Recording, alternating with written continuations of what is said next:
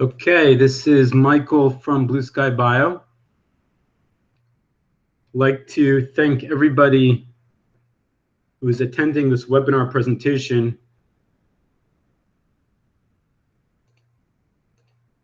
during your valuable lunchtime. I hope you have food with you and you're taking advantage of the time both to watch the presentation and to eat lunch. If you have any questions during the presentation, please enter them into the chat box. I think Google rearranged a little bit how the whole Hangout and webinar system's working, but there should be a chat box to the right of the viewing window. And if you have a question during the presentation, then enter them into the chat box and I'll stop periodically and try to address the questions. For those of you who do not know me, my name is Michael Saltzman. I'm the Director of Guided Surgery at Blue Sky Bio. The point of today's presentation is to take a look at a few process flows in Blue Sky Plan. The presentation isn't going to be basic. It's not going to be teaching what the layouts are and how to use the mouse control. It's not going to be advanced either. We have a lot of past presentations and we're going to have a lot of future presentations showing advanced functionality in Blue Sky Plan and clinical applications. We had a webinar series that ended around a month ago. That was 7 or 8 different series showing clinical applications and advanced functionality and amazing things you can do with the software. All of that is available on YouTube. But what today's presentation is going to focus on is essentially getting the user from point A, which is the CT scan of the patient, to point B, which is a surgical guide, quickly, easily, and economically.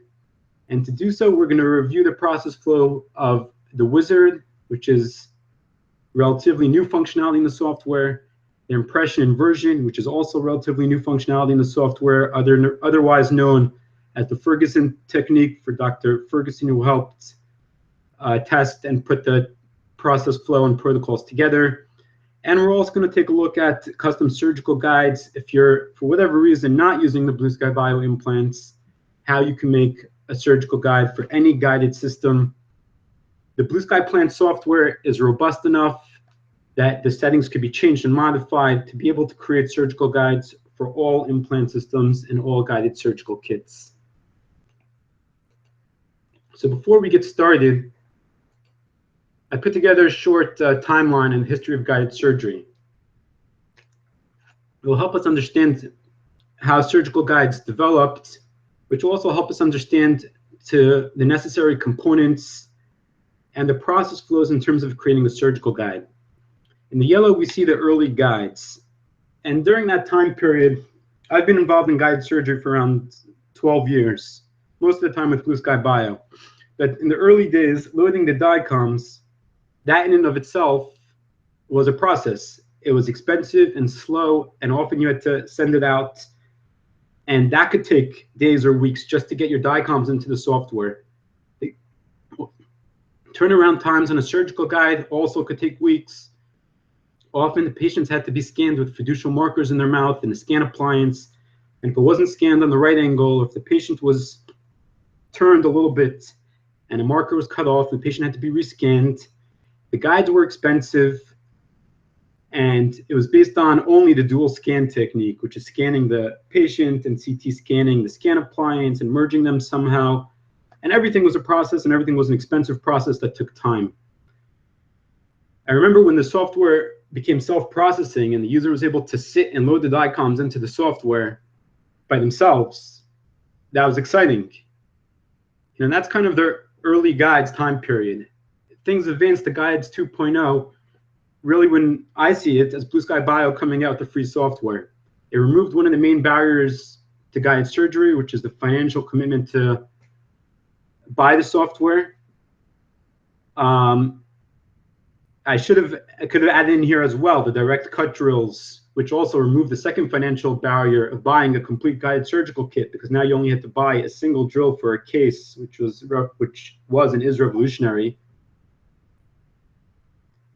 And then things progressed As the process became model-based in many situations, there's no need for a scan appliance, reducing the process, reducing the turnaround time, and 3D printers became much more affordable. Thanks, Lee. So that enabled not just big labs and not just the big companies to make surgical guides, but other players as well. And then in the what I call the superhighway time period, things really became exciting when everyone was able to start exporting to an STL. And that really happened in terms of a technology point of view. That happened probably 5 or 6 years ago using Blue Sky Plan. But when we first introduced it into the software, it wasn't a quick and easy process. You had to export it. You still needed a CAD guy. You still needed to do some other manipulations. And while the functionality was there in the software, it wasn't something that was built in. It wasn't something that was quick and easy. As it is today, basically you outline the surgical guide, change some settings, which we're going to get into, and out comes your surgical guide. So that was really one of the major breakthroughs in terms of surgical guides today. Now, the printers also became much more affordable. We're going to mention a couple of different printing options, but the prices dropped considerably, enabling a clinician to buy a printer, keep it in their practice, and print out their own surgical guides. And if they don't want to do that, there are printing centers as well that for $35, $40 will print out the surgical guide that you've designed in the software. So that was another very significant step in the process. Even more recently, what we're talking about is the CT scan only protocol, which goes hand in hand with impression inversion.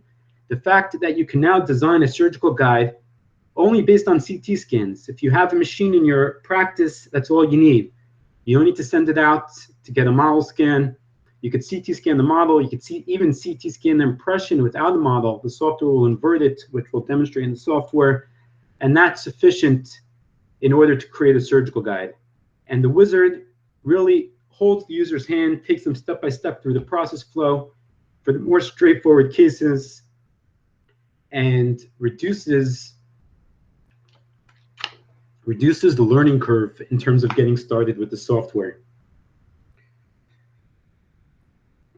The last 4 or 5 improvements that I mentioned, I feel really took the software and took the process of making a surgical guide and turned it into something that's really accessible, really affordable, and it brings us on to the superhighway of guided surgery.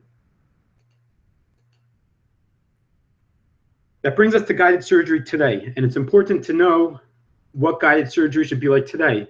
You should know what you're able to do, what you're capable of doing, and if you don't think you're capable of doing it, then you need to realize that, okay, there are videos, or there is one-on-one training, or there are live courses, and there are different ways that could get you, including this webinar, that could get you to these points. Okay, and of course, if you're using a different software system that just makes these points seem unreasonable, then obviously you should consider Blue Sky Plan. So there are 3 different options, and all of them are great options, and some of them will accommodate some users better, and others will accommodate other users better. The first option being printing your own guides. We talked about if you have a printer in your office, the cost of the guide, we'll break it down later, should be around $25. We have the export fee from the software, a metal cylinder, some printing material, and the turnaround time is really hours. Okay, so if you remember just in the previous slide, we were talking about how loading DICOMs and getting a surgical guide is something that took weeks. Today we're talking about hours. The fastest turnaround time possible is limited only by your available time or somebody in your staff's available time and the printing of the printer itself. And that's the limitation of the turnaround time. Another great option is outsourcing the printing. That brings up the cost slightly, but you don't need a printer. You don't need to deal with a printer. You can outsource the printing for around $35, $40, and you get your surgical guide back. You design it yourself. You export it yourself. You get it printed somewhere else. You put the metal cylinders in yourself. That's another great option. The third option, which many doctors are doing, is ordering via a lab. You send them your treatment plan, or they'll help treatment plan. There are different packages, and it's a full service option. They'll hold your hand much more, take you step by step through the process, make the surgical guide completely for you, export it, put the metal cylinders in, They'll provide great service, the decent turnaround time, and yeah, it's a bit more expensive. It takes a little bit longer, but it's still a great option. And compared obviously to a few years ago, we're still light years ahead. Okay. Now getting into the process flows.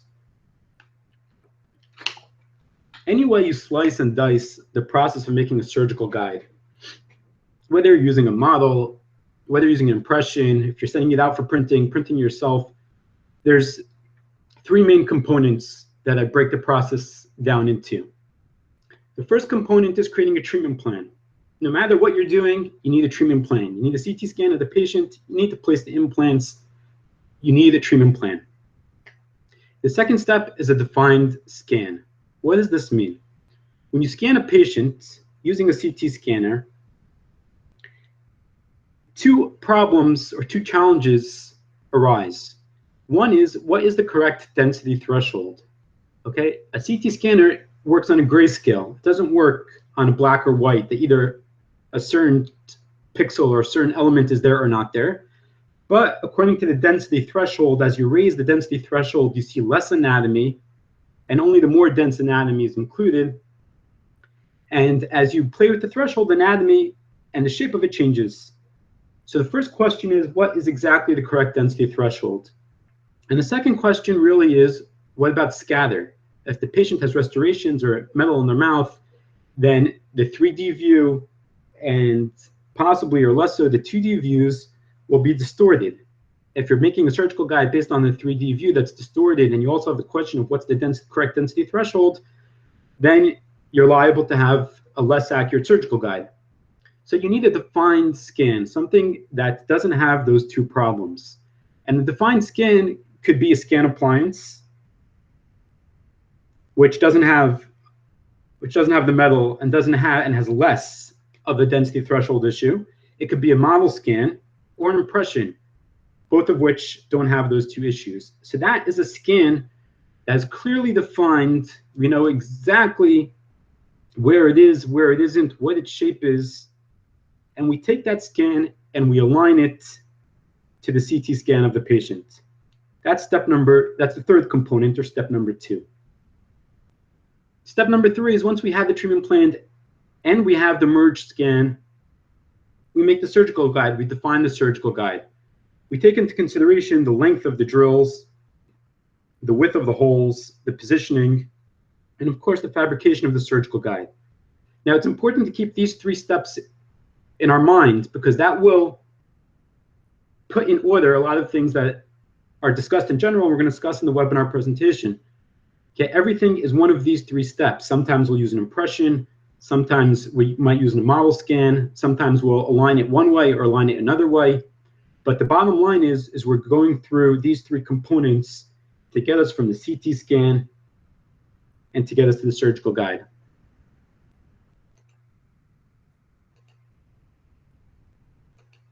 Okay, the first process flow that we're going to look at is the wizard. The wizard is a step-by-step handheld process for more straightforward cases. We'll discuss that in a minute, to go from CT to surgical guide as quickly as possible. Now you'll see in the next slide that the way that the presentation is set up is that the top of the screen is showing the software and the bottom of the screen is showing some comments. And the reason it was done this way is because I've broken down the presentation into PDF files that show step-by-step the process flows for what we're going to be discussing today, for the wizard, for the impression version, and for the guide for all systems. So if anybody wants to get those slides, that process flow, it's very much ready. You could go step-by-step, and you could see the hints and the tips that are going to show up on the bottom. Of course, this presentation is recorded and should be on YouTube as well. But if you want to have something that you could flip step-by-step, then we'll be able to send that to you. So let's get started. Okay, we're going to go through the process flow for the wizard. The wizard, as soon as you open up the case, you don't need to go to File, New Project, File, Open Project. You just hit the Start Wizard button. Okay, and that brings up the wizard. and starts taking you through the process. The first thing that comes up on the screen is information. The wizard assumes that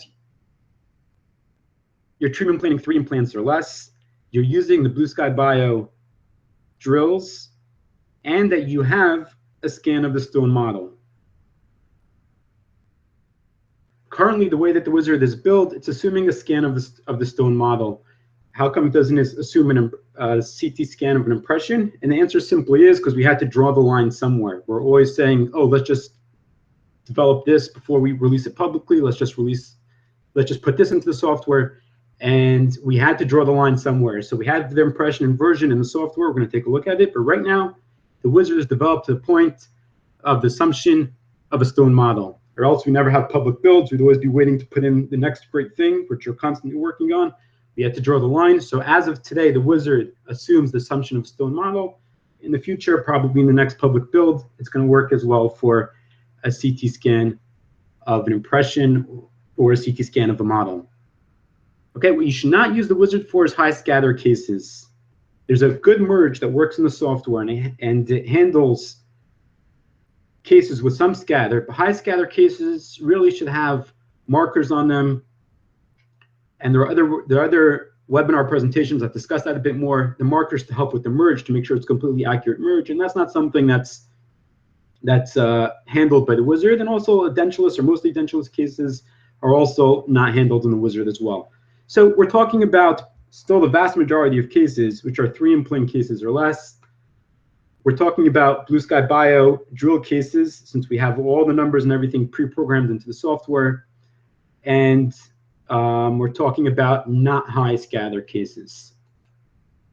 Okay, the next step in the process, you can see that we have previous and next buttons on the top.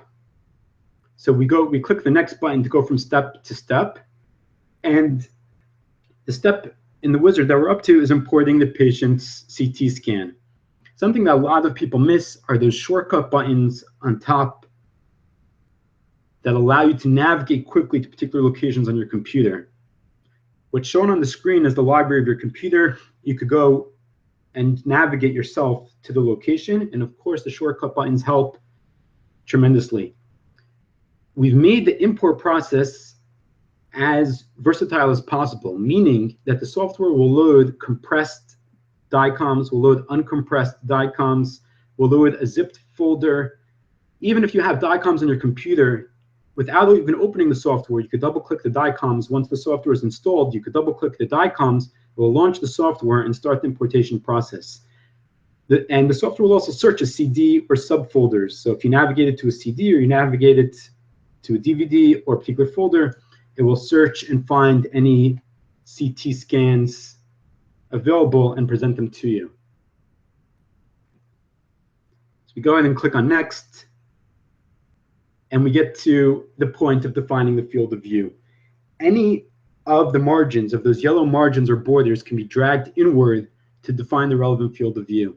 The point of defining the relevant field of view is, one, is it maximizes the relevant field of view on your screen. Okay, if you import everything, including anatomy and parts of the body that's not necessary, then the relevant area is going to be quite small.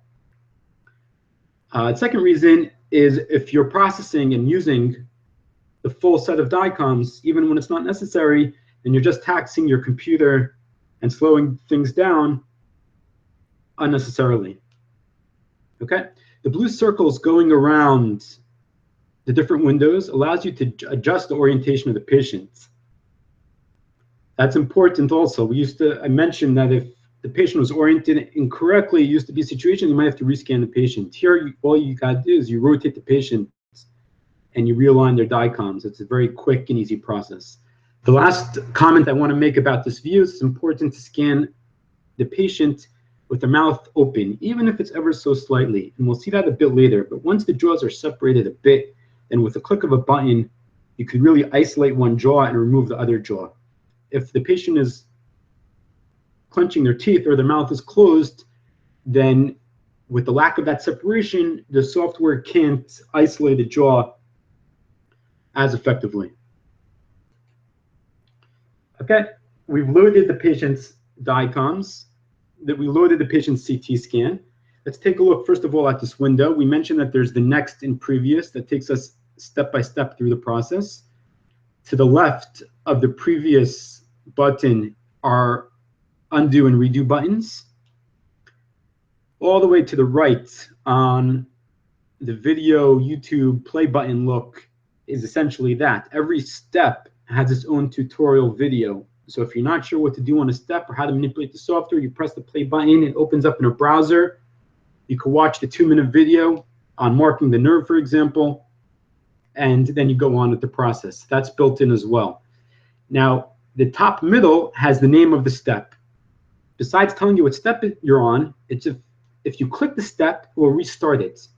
So if you drew a nerve and it didn't work out and you want to draw it again, you click on it again. You placed an implant, restart it, and place a different implant instead, you click on the name. So the name of the step will restart the step. In our current screen, we also have a button there for maxilla, okay? If you're dealing with a mandibular case, we're gonna mark the nerves. If you're dealing with a maxilla, you just click the button and it automatically skips the stage of marking the nerves. The stage that we're on now is detect right mental foramen, and you could see the steps on the bottom right, and you could see the percentage of how far we've gotten through.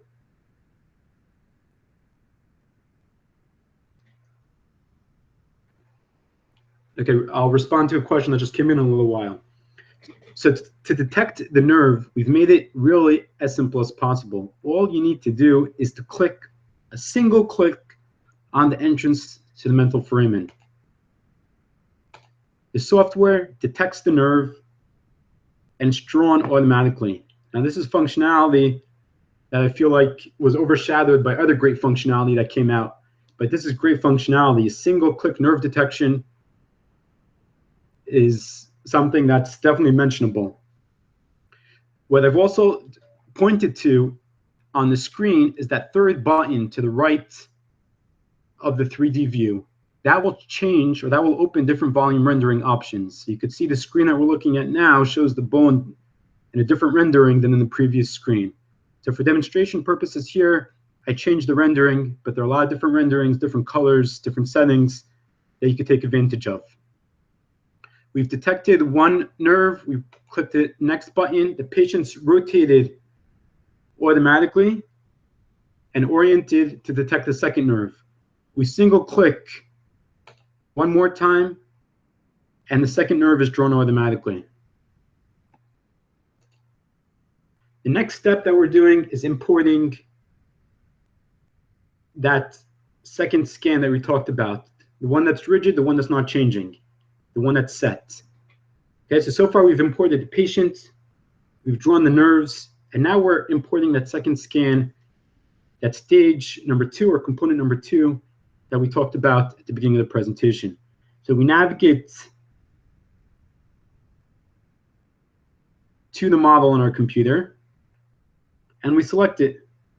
Now, how do you have this model created? Almost every lab has a scanner that could create an STL file of a model.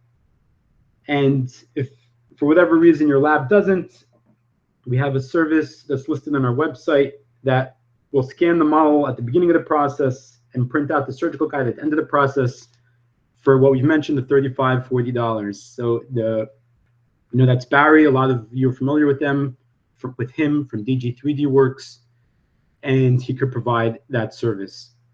And in the future, it's going to be based on a CT, like I mentioned in the wizard as well.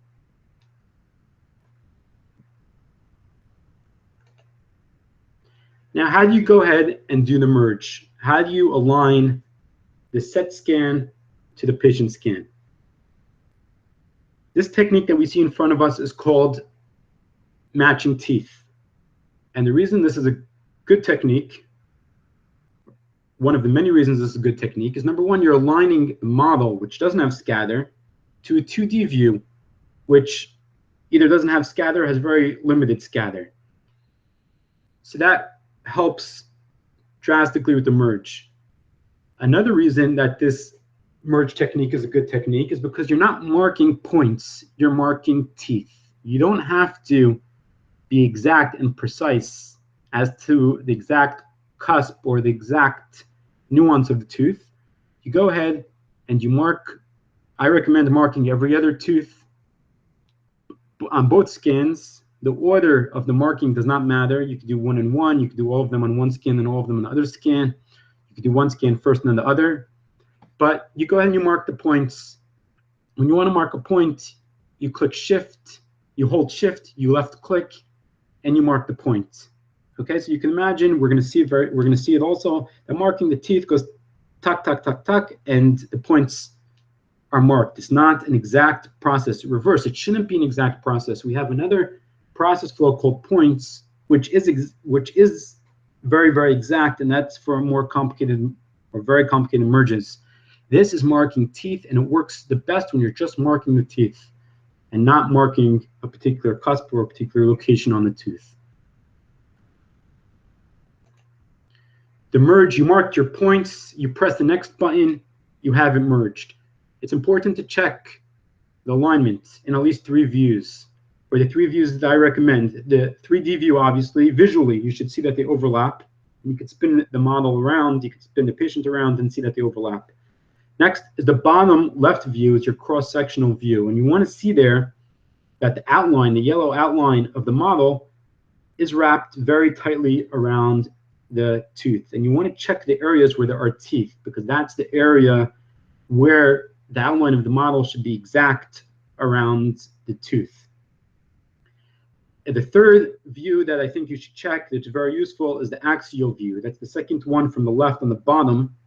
And in particular, as you use the slider to get closer to the occlusion, you want to see that that outline continues to be super tight around the teeth. Now, what happens if you get to this stage and you say, hey, you know what, the merge isn't so good?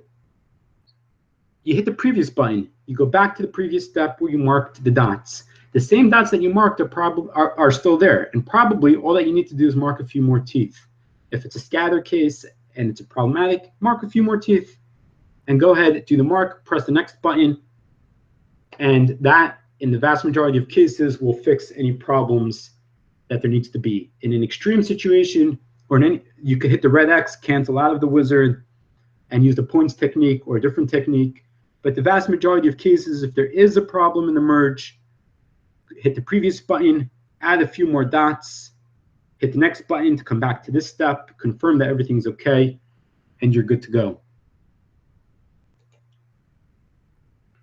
So now we have the CT scan of the patient. We have the model imported as well. We've marked the nerves if it's a mandibular case. Now we're up to treatment planning. The way that we've incorporated treatment planning is to place the crowns. You select the relevant crown, the relevant tooth. Then you click the implant button where the yellow arrow is pointing to the right. It's currently a conus selection. And you press that button and it opens up all the selections of implants. And you select which implant you want to place together with the crown. Now, you'll be able to change the implant if you need to, but it's a very good starting point and it makes the process quick and easy.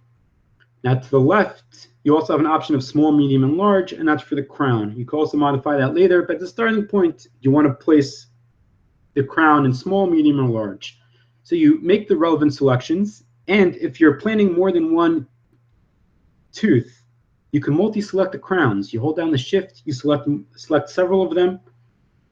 One of them will be in the bright red color that you see, and that's the one that you're going to place in the treatment plan. And the other ones are going to fall in automatically. We're going to see that. We're going to see that soon as well. Okay, so now we're placing the crown together with the implant into the treatment plan. I got into the habit of dropping it into the panoramic, the bottom right view, the 2D view. You could drop the crown together with the implant into any of the views. You could find out and see what works for you. And of course, use the different views to fine-tune the placement and align the crown and the implant. Now, in this step is the position crown step. This step, anytime you move the crown or the implant, they move together as one unit. So you make whatever adjustments you want to make. You treatment plan in this stage as you like, and then you go on to the next stage. The next stage looks very, very similar. The difference is that you adjust the implant position alone. When you move the implant, the crown's going to stay where it is, and you can move the implant. This is fine-tuning the implant positioning. If there's a need to adjust it while keeping the crown stationary, then you do it in this step as well.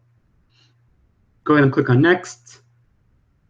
Now we're ready for a surgical guide. We've accomplished the first two stages, the first two components that we mentioned earlier, and now we're doing our surgical guide. Now, the great thing about the Wizard and the normal mode as well is that you can notice that there's no numbers involved.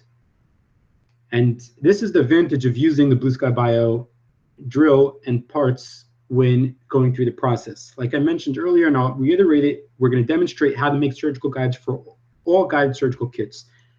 But because we have all the dimensions and all the numbers and we know everything exactly, then we're going through the Wizard and we're going through normal mode without any calculations, without having to put in any numbers.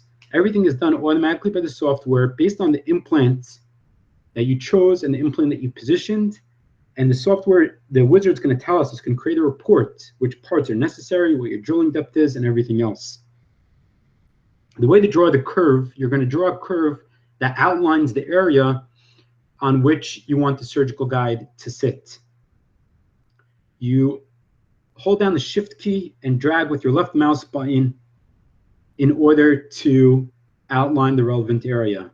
If you want to just rotate and not draw the curve, use your left mouse button without the Shift key. You want to draw the curve, you hold down the Shift key. You want to create a complete circle, complete loop to go back to the beginning point. We're going to see that in a minute. And you see on the screen that you have the brown software guide tube, which is going to position the hole in the surgical guide, which is going to be the hole in the surgical guide. In addition, you have that green semicircle, which controls the depth. So the handpiece is going to be stopped automatically at the correct depth as part of the surgical guide. Go ahead and click on the next button. We see the guide curve being outlined. And at this stage, the edit guide curve stage, you could grab any of the nodes, any of those dots, and grab and drag them to fine-tune the positioning. Okay, you want the curve to be continuous and smooth. You don't want any crisscrosses of the curve, which might affect the guide fabrication. You don't want any sharp corners or anything like that. You want a continuous smooth curve that goes around and doesn't have any crisscrosses on it. When you click the next button, this screen pops up. What is this screen? The screen, the top yellow arrow is pointing to a drop-down menu of different handpieces. Because although we, of course, want everybody using the Blue Sky Bio X-Cube handpiece, we realize other people might be using different handpieces. And depending on what handpiece you're using, different lengths of the drill are going to be sticking out of the handpiece.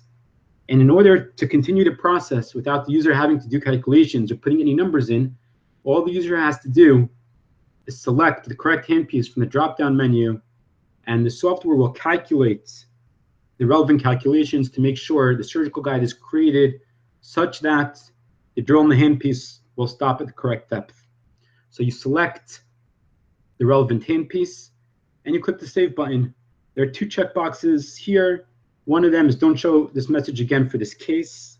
So if you do the surgical guide again, and don't show this message again for 2 weeks. So if you're constantly using the same handpiece and you don't want to think about this box anymore, just check that checkbox, click the Save button, and that box is gone.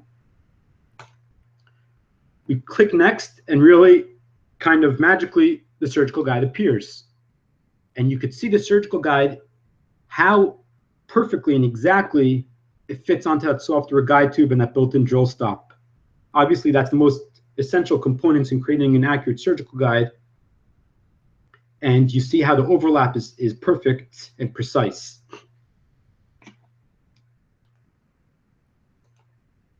Now we have the surgical guide. The software is going to take us through a couple more steps to save the case, to save the guide, to save the report, and to order the parts. The first thing the software prompts us to do is to save the case. I recommend in general, which most users probably do, is to have a folder for the particular patient. In that folder, you could drop the case, you could drop the report, you could drop the surgical guide. It keeps everything very organized. So the first thing the software is asking us to do is to save the BSB file, which is the entire case, includes the DICOM, includes the treatment plan, includes the surgical guide that we designed, includes the model that we imported, includes everything. When you save that BSB file, you save the case, all the information is saved in it as well. So the software prompts us to save the case, we choose the location, and we click save. The next step is the software prompts us to save the surgical guide. This saving of the surgical guide will save it in an STL format, which is the format that could be sent to a 3D printer for printing, either if you're printing yourself or if you're sending it to a lab or printing center. This is the file that they need to receive. Now, just to take a step back to explain how these exports work, the software is distributed free of charge. There's no purchase, there's no annual fees, there's no upgrade fees. We come out with new builds and we release them free of charge.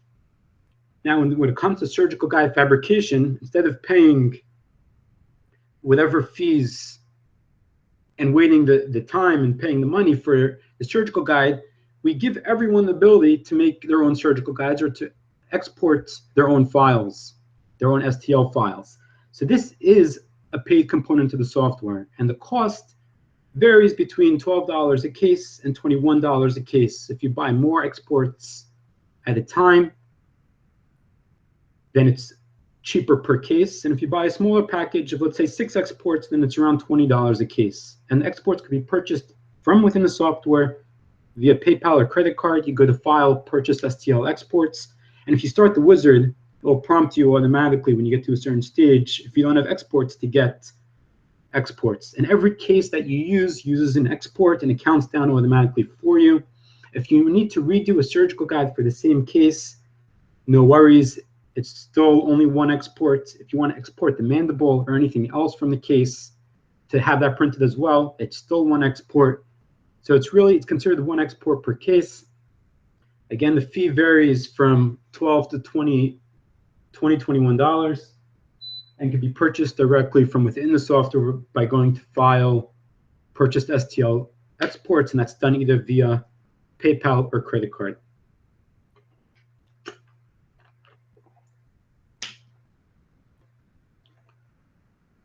Okay, moving on, the last thing that the software is asking us to save is a PDF of a report. The software automatically generates a report that contains the drilling depth, contains the relevant parts, contains some images of screenshots regarding the implants. And all you need to do is press OK. You don't need to configure any settings regarding the report. You press the OK button. The PDF is created and saved to wherever you decided to save it. Last but not least is the ability to send the case. And here you have the option of either sending just the surgical guide, which is the top button, send export file, or to send in the entire case. Included in the message box is your contact information. You could edit it, you could add more information in, you give more information to the lab. The more information, the better, the lab, the printing center, whoever you want to send the case to. Now, you could see in the lab section, laboratory section, that middle section on the window, there's a drop-down list of labs. You don't need to know their email address. You don't need to know their contact information. You just select the lab or printing center that you want to use from the list, and you press the send button. This system works off of an interface, off of a website created by Blue Sky Bio called BioBigBox, biobigbox.com. It's a HIPAA-compliant file transfer system. It also has automatic sync backup and HIPAA-compliant email. You could use the vast majority of the functionality at no charge. You could send cases and receive cases at no charge, all of that. And it's not just Blue Sky plan cases. It's really any CT scans, any digital information, And we do have the option to upgrade if you want larger storage and some other functionality. But the vast majority could be used at no charge. And when you send the case from here, you're sending it via BioBigBox. If you don't have an account and an email and a password, go set one up. Like I said, it's free. It's really just putting in a username and a password, and then that will give you the ability to use this interface. For the wizard, we also have a button built into the software in general that allows you to send your case to anybody. You can put an email address in as well, and that is via BioBigBox. So you could register BioBigBox, create a username and a password. That will allow you to send large files, large cases. These cases, the files generated are anywhere generally between 50 and 200 megabytes. So obviously it's too large to send via email. Okay. The last step is the software opens up the Blue Sky Bio website. The relevant components for the particular case are in your shopping cart. If you don't want anything, you can remove it with the red X. And then you could order the relevant parts. It tells you exactly what you need. It's all ready to go. Finally, you have start a new case and close the wizard, which does exactly what you would think it would do, start a new case or close the wizard. Now, because I went into an explanation on the wizard and described some other things, I want to show a short video that takes you through the process flow. It's a good review as well as a step-by-step, and then I will address some questions. So here's the video. We're clicking on Start Wizard. We get the information screen. We load our DICOM set. We have the shortcut buttons on top to help us find our DICOM set quickly and easily. It brings it in to the screen, allows us to define our field of view, which has the benefit of enlarging the relevant areas, and it also doesn't tax the computer unnecessarily. We mark one nerve.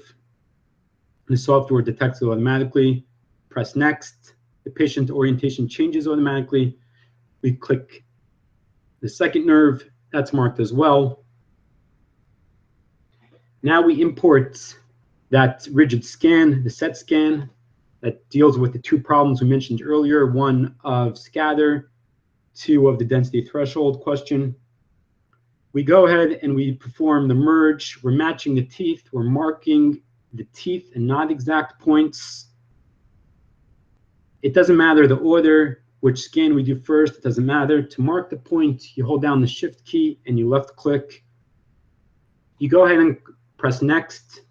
Confirm the alignment in the different views. You want to see the outline wrapped around the teeth. We go ahead to treatment plan by selecting the crown, selecting the relevant implants.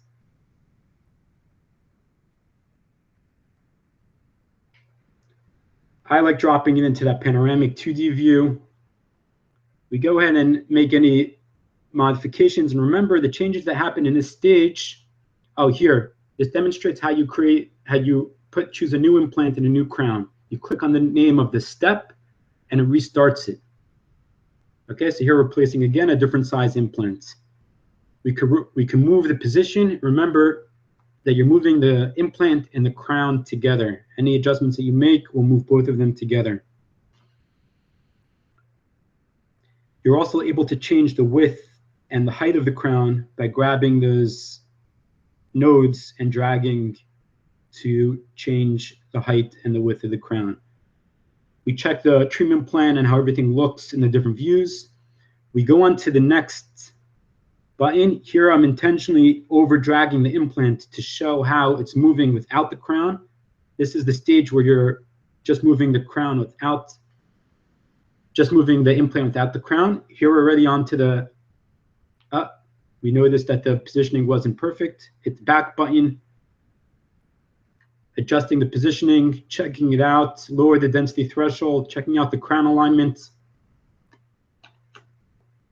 We like the new positioning, press the next button, and here we see that the placement is better.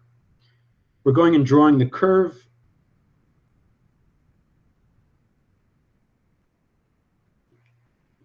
Remember to draw the curve. You hold down the shift key and you drag with your left mouse button. You go back to the beginning and you close that loop. You can then edit the placement. Remember, when you're editing the placement, you're fine-tuning the placement. You also want to make sure there are no crisscrosses within the curve, and you want to make sure it's a smooth and continuous curve. You like the curve, you press next, select your handpiece type,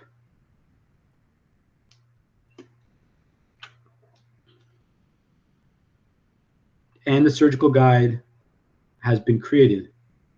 Pressing next takes us through the step of saving the case, saving the guide, and asking us if we want to send it. There's the drop down. You could select any relevant lab from the drop down menu. There's text that's automatically put in. You could edit it and change it. You put in your email and password from biobigbox.com.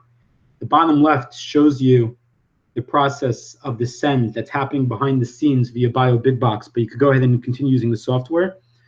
What we see now on the screen is the report generated and saved in PDF, and the ability to go ahead and add the parts to the shopping cart. And we finished the case, we finished the wizard. Obviously that was a bit in fast forward, ran through, but I wanted to show the process flow from beginning to end, what's involved in using the wizard. Okay, let's take a look. Before we go on to the next process flow, let's field some questions. Okay, what CBCT specifications are compatible with software? The software loads DICOMs. Any CT scanner could save in the DICOM format. That's the default universal format that any CT scanner could save into, and the software could load that. As I mentioned, it could load compressed or uncompressed. If you have in a zipped folder, you don't even need to unzip it. The software could load that as well. Okay, moving along. The next process flow we're going to be taking a look at is the CT scan only. It's the impression inversion functionality. Mentioned earlier, it's not yet built into the wizard. It will be built into the wizard, but we're going to take a look at it. It will also show us the normal mode of the software and how to import an impression, invert it, and create a surgical guide. Some of the information that we're going to see is redundant from the previous process flow, but here it's repeated again. It's a great review. Also, I mentioned that each individual section is available as a PDF file, so we could send that to you and you'll have the entire process flow. An important distinction is the distinction between new project and open project. New project loads DICOMs. It loads a new CT scan. When you're starting a new case from the CT scanner, you go to new project. Open project is when you have an existing case that you already put into Blue Sky Plan, you already saved it as a BSB, as a Blue Sky Plan file, and now you're coming back to it. Okay? It sounds trivial, but we get questions about it. Some people get frustrated about it, and that's the distinction, an important distinction as well. We go ahead and we navigate to the CT scan of the patient. We have the shortcut buttons that we discussed on the top. The software will search a CD or will search the hierarchy of a folder, and it will display any of the CT scans it finds listed here horizontally. So if you have more than one, then you could select the relevant one. Then you go ahead, select it, and press OK. Next, we're limiting the field of view we discussed earlier. And here we have it imported into the software. Now, an important functionality, an important tip that I tell people about, and they go, wow, that the software automatically draws the panoramic curve. And this is, again, is the type of thing that when it happened, there was a wow, and then it kind of got overshadowed with additional functionality. Now, almost everybody knows that the software draws automatically the panoramic curve. What most people don't know is if you load two jaws, not only does it draw one panoramic curve, it draws three. It draws one for each jaw. Here we just toggle to the maxilla, and it draws one more for between the occlusion. And you could see where the yellow arrow is pointing on top. You could access the different curves, and you could toggle between them. So if you want to see the different views based on a curve for the mandible, you could do that. A curve for the maxilla, you could do that. And a curve for the occlusion, you could do that as well.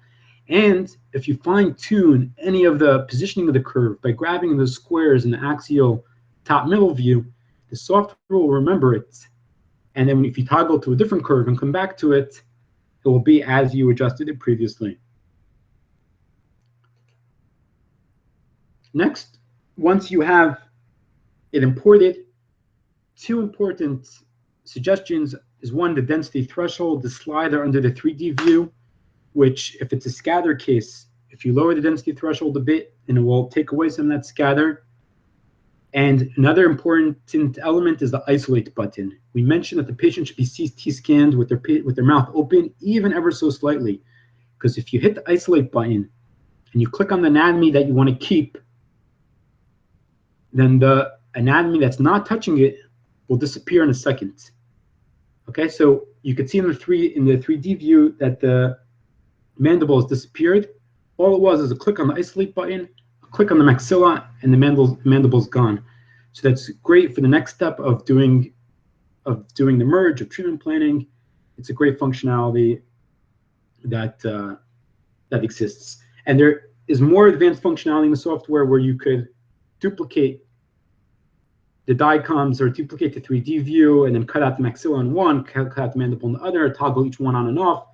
But we're not going to get into that now, but you should know it exists. That functionality exists. So now we have the maxilla isolated. We're going to go ahead and import the impression scan. We go to File, Import DICOMs. We see there's 3 different options there, and each one will take us through a slightly different process. There's the impression scan, which is a CT of the impression, the model scan, which is a CT of the model, and there's a scan appliance, which is a CT scan of the scan appliance, which we're not going to get into at this point.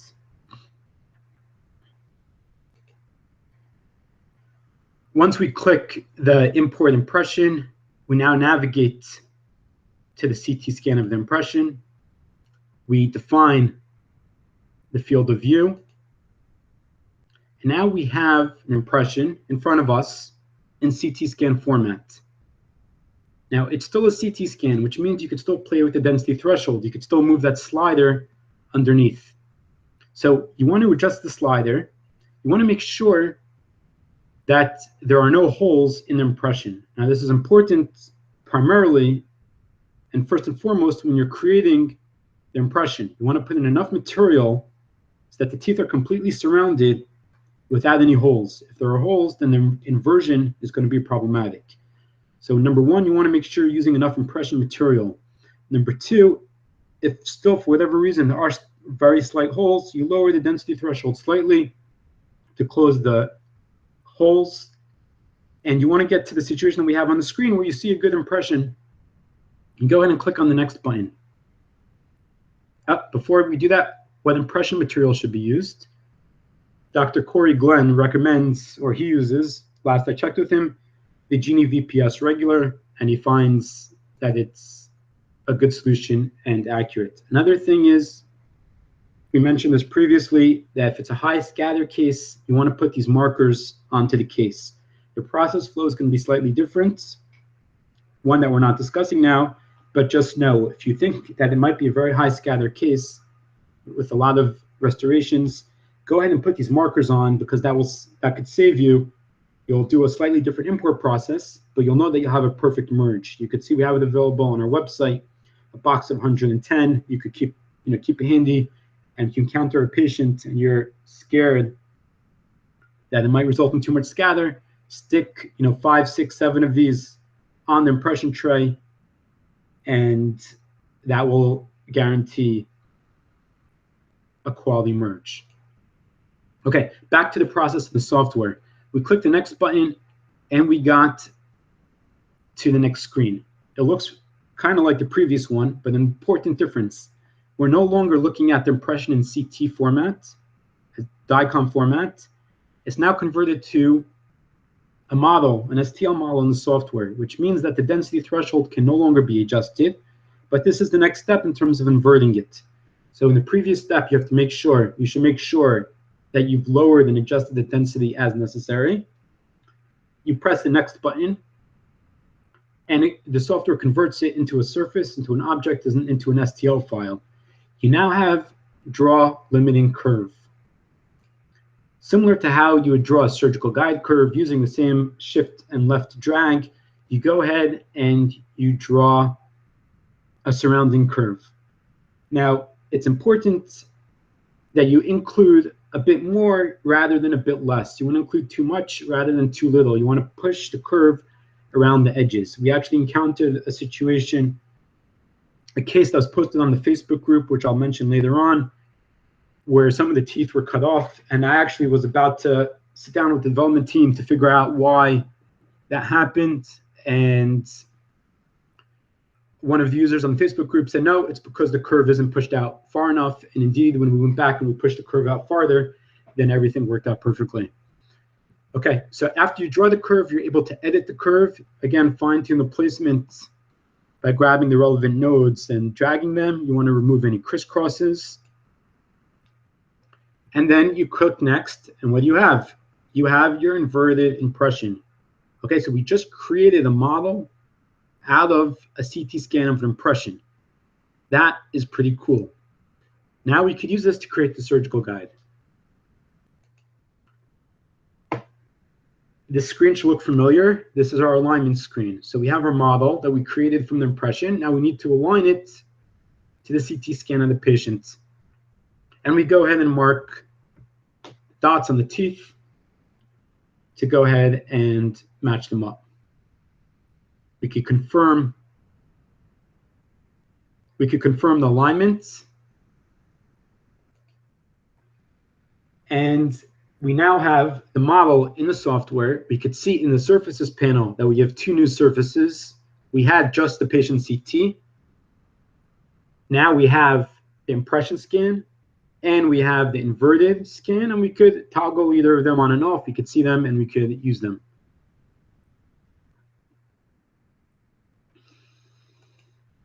Now we're treatment planning.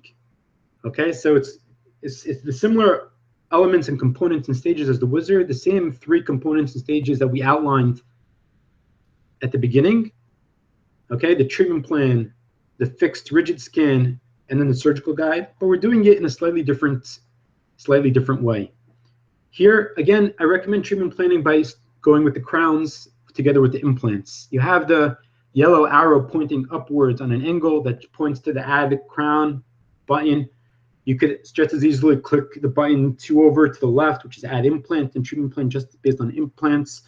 But I personally think that the crowns together with the implants is an accurate and concise way of doing it.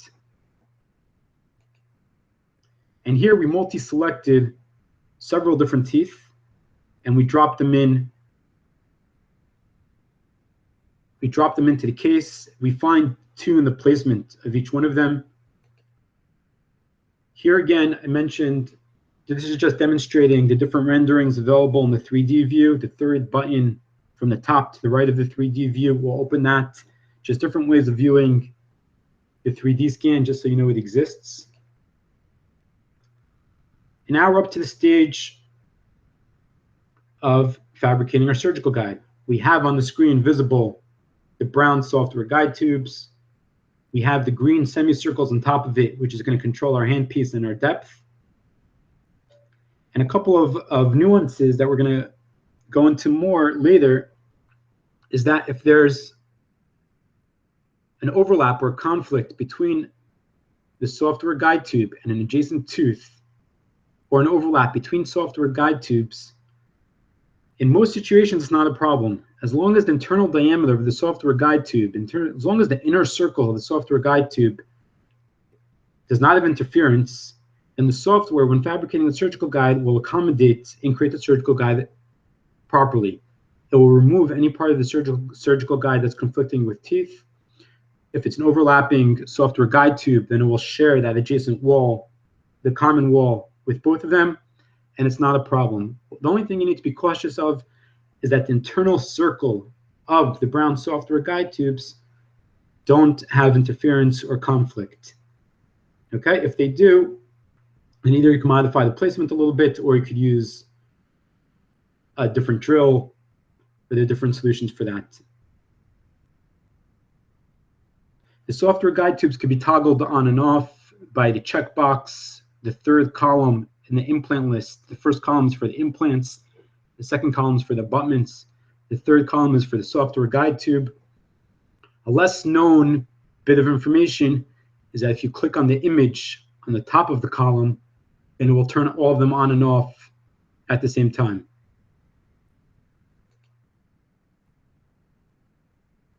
Okay, we're up to guide fabrication in the normal mode. Again, no numbers.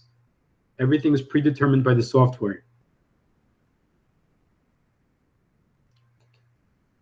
We draw the curve, we edit the curve, we select the handpiece. The surgical guide is created on the screen. The software asks us where we want to save it. We could see exactly how the surgical guide overlaps together with the software guide tubes. We could also see the leftmost arrows pointing to windows that are created in the surgical guide around the areas of the implants automatically. That's very helpful to ensure proper seating.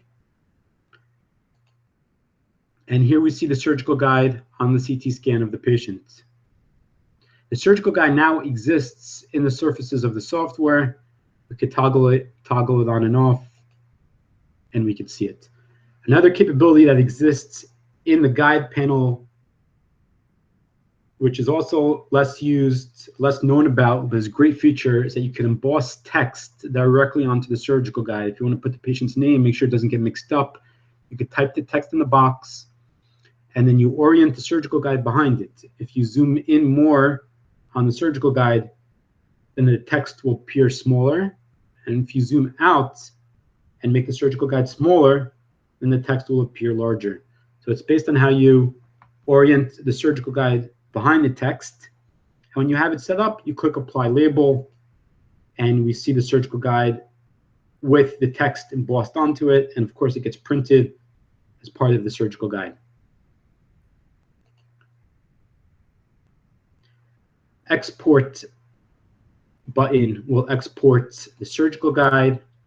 The report button creates that same report that we talked about earlier. And the order parts button brings up the website with the relevant parts inside. You could order the relevant parts or remove what you want with the X. Like before, I'm going to play a short video that shows the process flow, and then we'll address questions. New project loads our DICOM set. We have the navigation. We have the navigation on top, which are shortcuts. We're able to limit the field of view.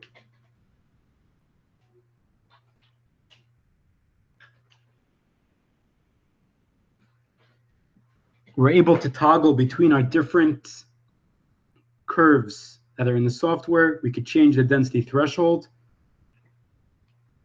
We're going to import the DICOMs of the impression.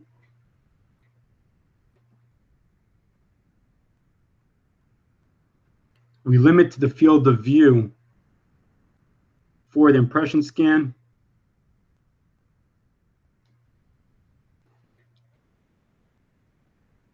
Lower the density threshold to make sure there are no holes. Again, when you're making the impression, when you're taking the impression, that's the point you want to put in enough material to make sure. Here we converted the CT to an STL file so that we can invert it. We're drawing the curve, and remember, you want to include more rather than less when you're drawing the curve. You click Edit Curve, fine-tune the positioning, grab the markers, if any of the nodes, if any of them fell off or the curve's out of place, and then you invert to create the model. We go now to merge the model that we just created. We mark the points. Now, interestingly, you could see that some teeth are being double marked. And the reason is, I'm just pausing it for a second. This is important. If the model, when it was scanned, is oriented in the positioning for a mandible, for example, then the software, when it's doing the merge, if you only have one set of dots, then it's hard for the software to know, is it merging to the mandible or merging to the maxilla? Okay, you have both jaws in the CT scan. You have one model with one set of dots. It's hard for the software to be able to completely reverse the scan of the model and orient it properly to the maxilla if it was scanned with the orientation of the mandible. So if you double mark a tooth or a couple of teeth, as you see now on the screen, then the software will know, even though the model was scanned upside down for the maxilla, it will reverse it and do a proper scan. Okay, that's another tip that deals with that issue.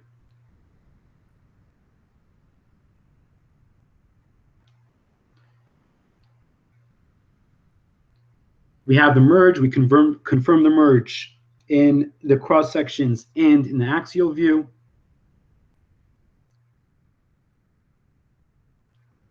We could see the different surfaces that now exist in the case, the impression together with the inverted impression. We're on to the treatment planning. Here we're multi-selecting the teeth. Okay, we're selecting 3 teeth at the same time. One of them is in a bright red, and that's the one that's going to be placed where we click in the treatment plan, and the other ones are going to be placed accordingly. We're selecting the relevant implants, clicking in one location,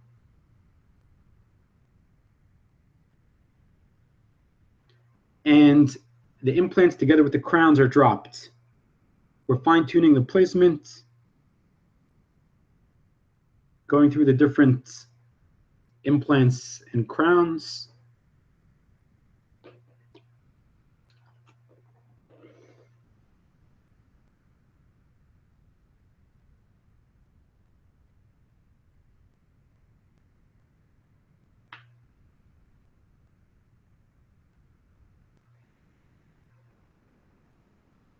We're changing the width of the crown. You can see you could grab those nodes to change the width and the length of the crown and customize it. Here we're replacing the size of one of the implants. We select the implant, we click the replace button, and we can go ahead and change the implant that's in the treatment plan.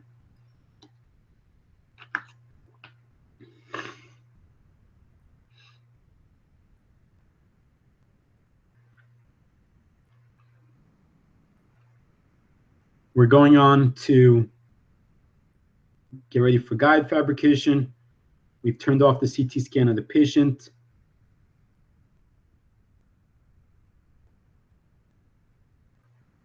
We're turning off the virtual teeth. Those are not necessary for guide fabrication. We get to the position that we have the impression inverted, which is our model, together with the software guide tube. That's what we need to fabricate and design the surgical guide. We're drawing the curve. Again, we hold down the shift key when you want to draw the curve and drag with the left mouse button. You go around the relevant area. You go back to the starting point.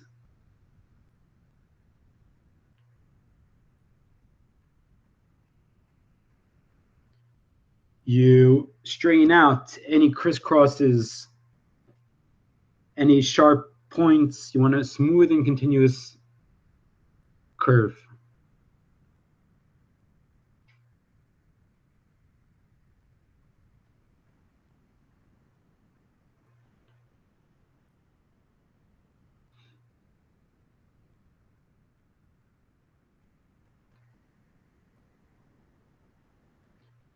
The surgical guide is fabricated.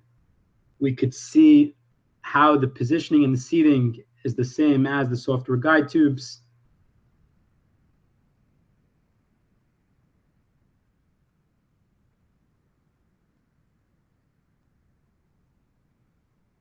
We could export the surgical guide into an STL file.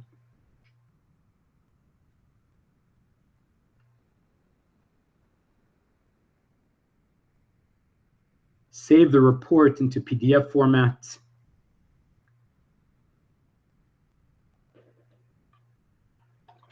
And then we go to the order parts step where we could order the relevant parts.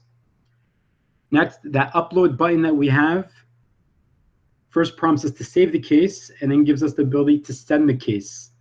Again, using the biobigbox.com functionality, you could put in any email, any recipient's, even if they're not yet using BioBigBox, any recipient's email, and send them the case.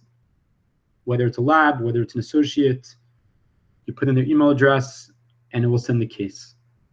Okay, that's the process flow for impression inversion in normal mode. And let's take a few of the questions and see how we could address them. What about using this method for totally edentulous patients? So there are more advanced webinars that are discussing that capability, how they handle edentulous cases. You need to use markers. You need to be able to see where the teeth are. There's more considerations involved, and it's not something that we're going to get into. But you could check the recorded webinars either on our website or go to YouTube and search Blue Sky Plan, and more information is there. That's beyond what we're going to be discussing today.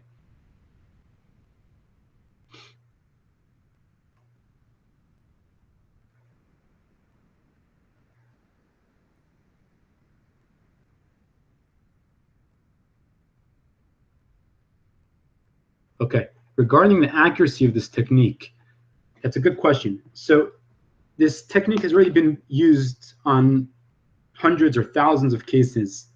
And there was a presentation given by Dr. Rick Ferguson where he presented case studies showing the treatment plan merged up against the post-op CT. And the results are fantastic. You could see the deviations on the ends of the implants. When there are deviations, are minimal. The results of CT scanning a model of an impression and inverting it, or CT scanning a model, because of the improvement of the CT scan, of the software, and the fact that it's become a much more accurate process, the results have been fantastic. And I recommend checking out some of those past presentations and checking out the information presented there in terms of the accuracies. There are also case studies presented on Dental Town, which address the exact issue and demonstrate the accuracy of this process flow.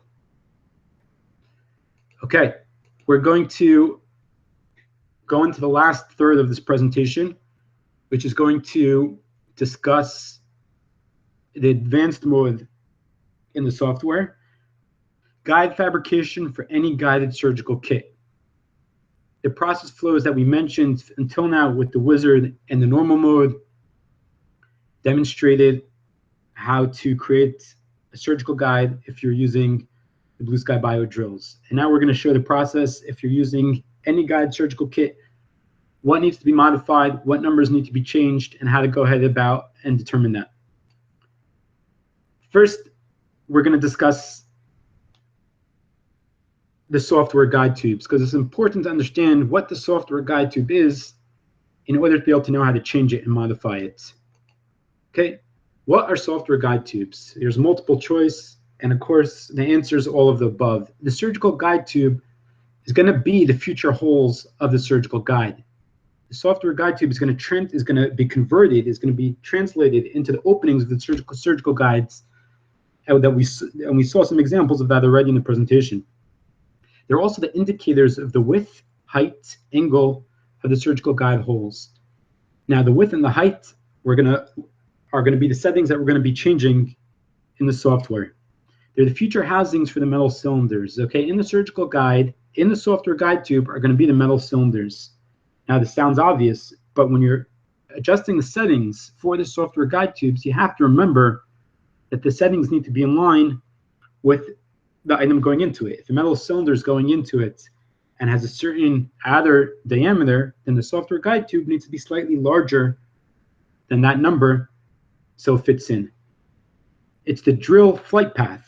Okay, you're going to be drilling through the surgical guide. Essentially, the software guide tubes are the flight path of the drill.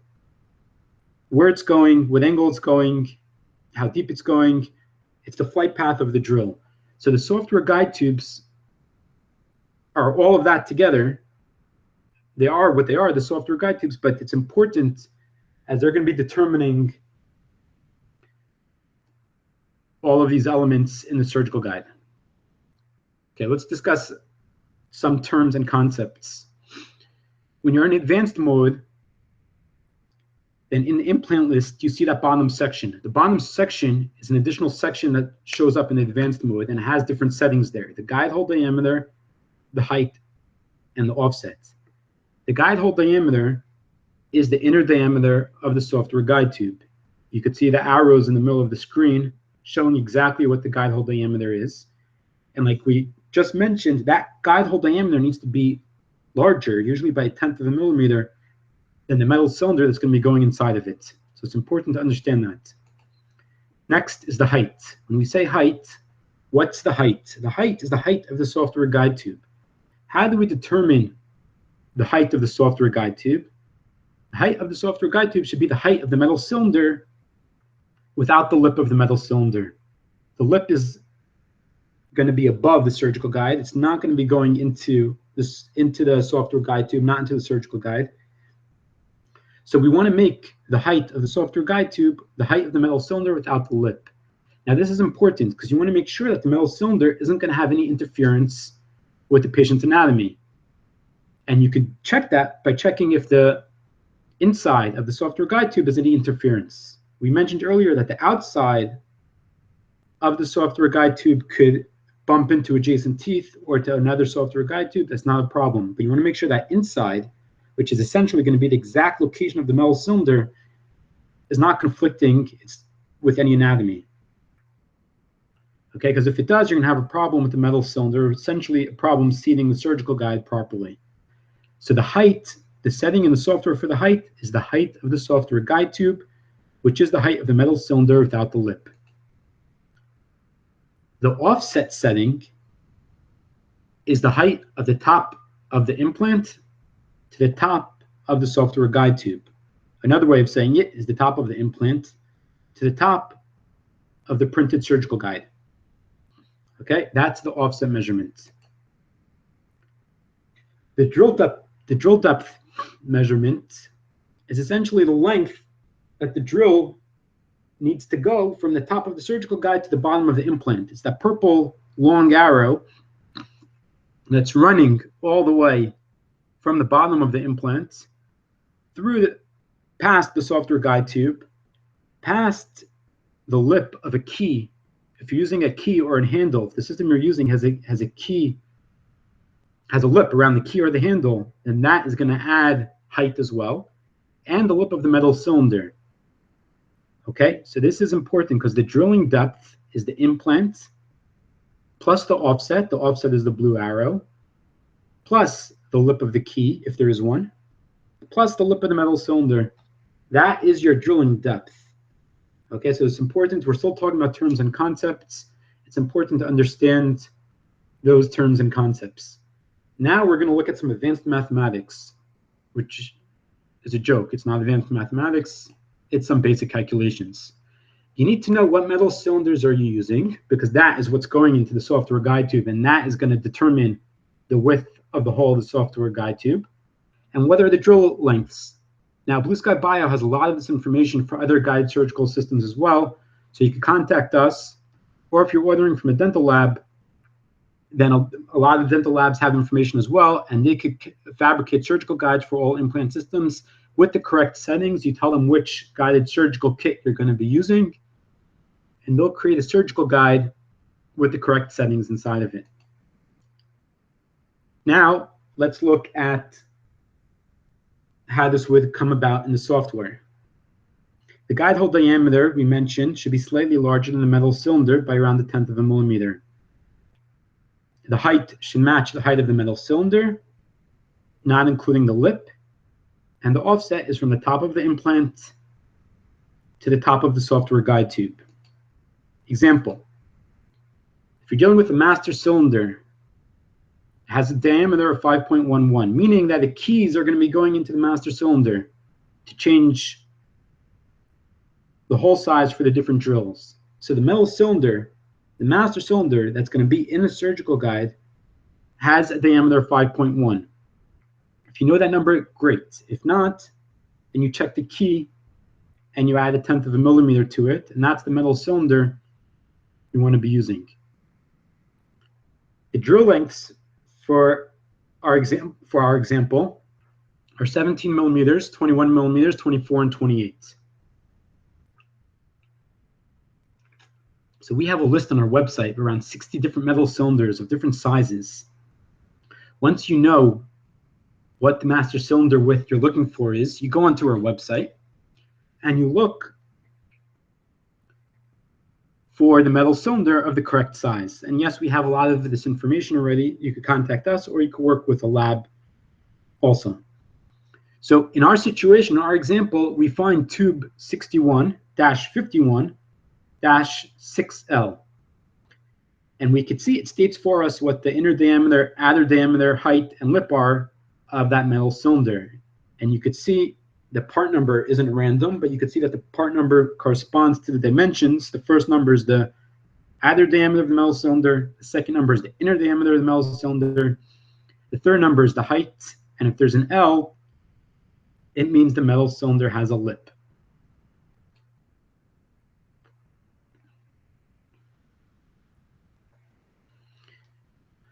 Let's apply this to the software in our example.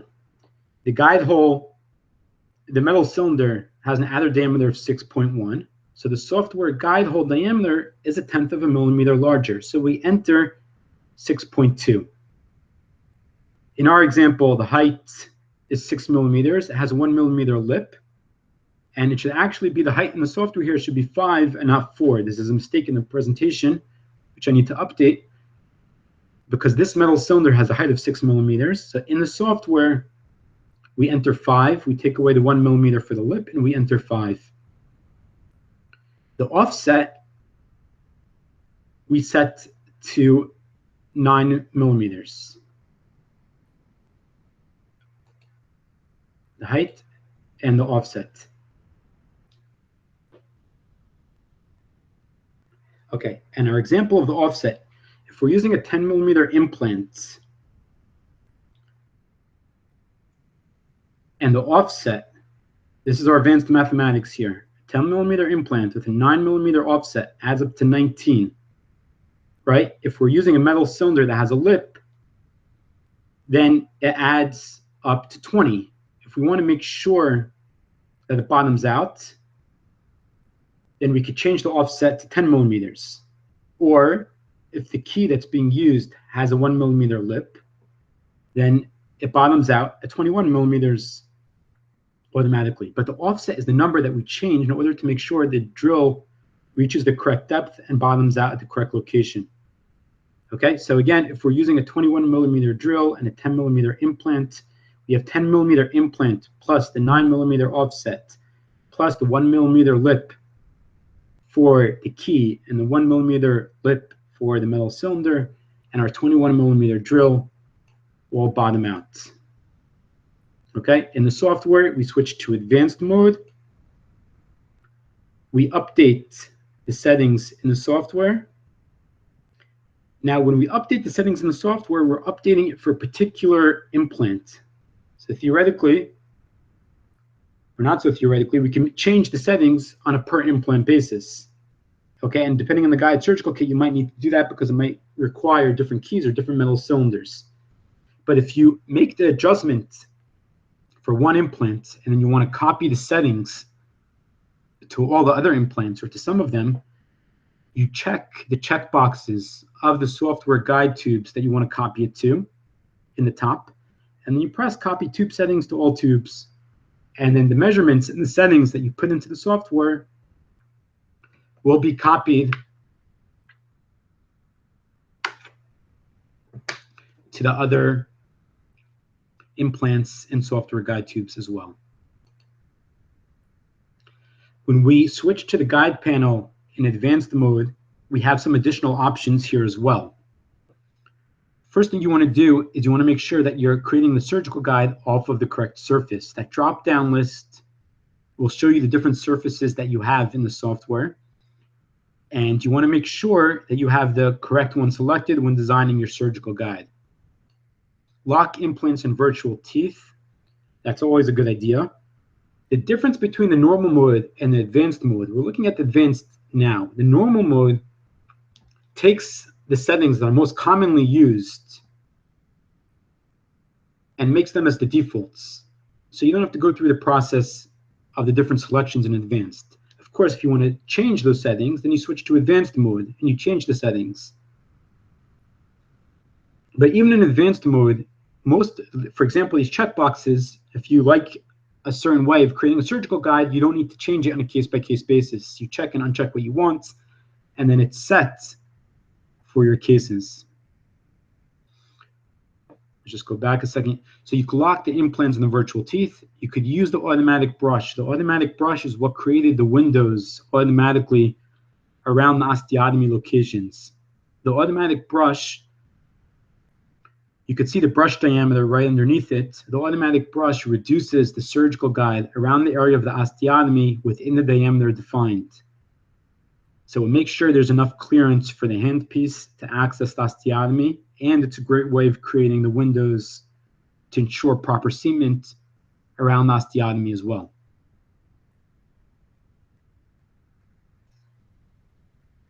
Drill stop posts is if you want to activate those built-in drill stops. If you're using a different guided surgical kit, then most guided surgical kits have keys or have components or different length drills that take care of the depth.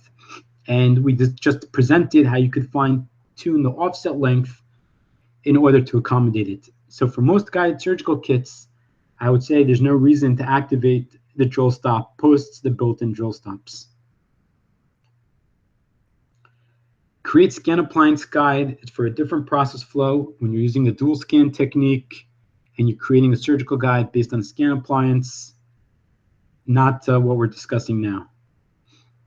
The next step should look very familiar for drawing the curve, editing the curve, and that will be used to create the surgical guide. We also have the ability in advanced mode to create an implant guide. That will use the same curve and will use the same model. It will change the width of the holes and the height of the drill stops to allow you to place the implants through a new surgical guide. Now, this functionality currently works if you're placing Blue Sky Bio implants, but you should know it's there. And it doesn't cost an extra export because the exports are on a per case and not a per surgical guide basis. And it's just a matter of getting it printed. So if you have a printer, then it's really, the cost is very small. And if you're sending it out to get printed, then you might decide that you want to print a second surgical guide that you could use to pass the implants actually through the surgical guide. The brush tool is a tool that could be used to smooth out the outside of the surgical guide. You could change the brush diameter and the brush strength, and you could smooth out the outside of the surgical guide. It's great for preparing the surface to emboss text. And of course, the brush tool should only be used on the outside of the surgical guide and not on the side that will be in contact with the teeth or with anatomy. The text tool we saw earlier, you can emboss text, and it's a great idea. Where should I print the surgical guides? So at the very beginning, we're going to come back to it. We discussed different three options. There's dental labs. Each option has its own advantages and disadvantages. We have a list of dental labs on our website that could print surgical guides. They can help with treatment planning. They can help with clinical treatment planning. They could review treatment plans. They're all very capable, very willing. They have different price models set up. They include treatment planning or don't include treatment planning. But they're a great full-service option if you don't want to have to design and print and put in the metal cylinders yourself. I highly recommend using a lab. They're a great resource. Another option is getting a 3D printer. We have 2 3D printers on our website. Other 3D printers are being used as well. The one that you see in front of you is the Cell Robox. It costs $1,500 and prints surgical guides. It's been used on many cases, been tested very thoroughly. The good news and the bad news at the same time is that we have trouble keeping in stock. So Anyway, that's available on our website. And the last option is, okay, you don't want a full service option from the lab. You don't want to get your own printer. So you could use DG3D Guides by Barry, and he'll print it out, the surgical guide, send it to you, and it costs around $35 to get that printed out. So we've outlined 3 options. The lab fabrication is the highest level of service, highest level of assistance. You don't need a printer. It's the lowest time investment because you're not doing a lot of it yourself. It does take longer to deliver. You're not talking about hours. You're talking about more in terms of days. And it is more expensive because you're getting more service and getting more help. The approximate cost, just from hearing different prices, I ballpark to be between $200 for 1, 2, 3 implant cases, and it goes up from there. That's great option number 1. Great option number 2 is what we just saw, DG3D Guides by Barry. There are some other options as well. The cost is a bit higher, still extremely reasonable. I'm sorry, the cost is a little bit lower than the lab, a little bit higher than doing it in-house. You're getting some basic assistance, which might cost extra. You're getting the printing done. You don't have to deal with a printer or buying a printer, and you get that option done as well. And of course, in-house with your own printer, but the delivery time, the turnaround time is fantastic. The cost per surgical guide is minimal. And the approximate cost, you're paying for the export, you're paying a couple of bucks for the printing material, and you're paying for the metal cylinder. And that's, of course, after you've purchased the printer. So you could do the math in terms of number of guides you're making, if it's worth getting a printer, or you want to hold off on that. To wrap up this presentation, I want to discuss a couple of avenues to learn more about surgical guides, about guided surgery. So first of all, Blue Sky Bio, we offer free one-on-one training. Okay, contact us. You could schedule. It's remote, over the computer, over the phone, but it's free. We'll walk you through the process, take you through a case or two, and really, it's a great way to get started and to get up and running fabric treatment planning and fabricating surgical guides. Video training tutorials, fantastic resource. We have them on our website. You can also go to YouTube and search for Blue Sky Plan. We have broken down by functionality. Each one's a couple minutes. We have recorded webinar presentations, which are fantastic. They go into more advanced techniques. They go into clinical treatment planning. It's a very good educational resource as well. The Facebook Study Club, where the magic happens. You could see the Facebook Study Club just passed recently 1,000 members. And I write where the magic happens. If you want to see where guides are doing amazing things with guided surgery, coming up with new ideas, that's the place to be. You want to get good feedback on your cases. You want to see other people's cases. The community is fantastic. It helps us come up with future builds, ideas for future builds. It's a great support. It's a great place to learn from others and really to see extremely talented people doing really amazing things. And it's a great educational resource as well. Blue Sky Bio Academy. Blue Sky Bio Academy is a resource as well. You can join Blue Sky Bio Academy. It's created and put up and managed and run by a group of very talented dentists and lecturers and educators. They're constantly putting up new information, new material. It's beyond, it's much more clinical. It's beyond the one-on-one training on how to use the software and how to create surgical guides that you get from Blue Sky Bio. It's a great community, and it's a great resource as well. We have live courses being given by many different presenters.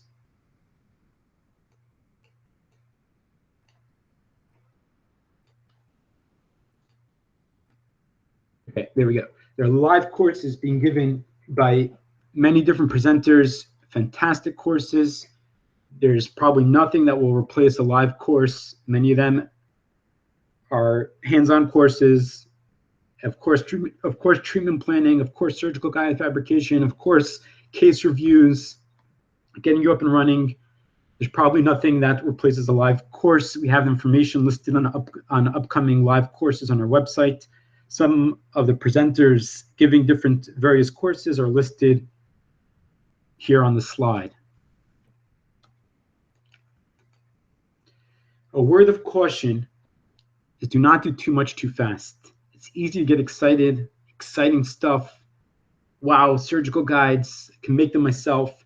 The biggest downfall that I hear from clinicians is they see a presentation, they watch a video, they even go to the live course, and all of a sudden they're out doing an edentulous bone reduction full arch case, and that is the biggest problem situation. Now, even if they saw it in a video, they worked in the course, the biggest word of caution that I could give and say is do not do too much too fast. The presenter who's giving the course, the presenter who's giving the presentation or made the video also didn't start with these crazy advanced cases. Start with the simpler, straightforward cases. Start by using the assistance of a lab. Get some cases going, get some cases done, learn from the cases, and move on from there. Okay, don't jump in the deep end. I think that's the biggest word of caution that needs to be taken.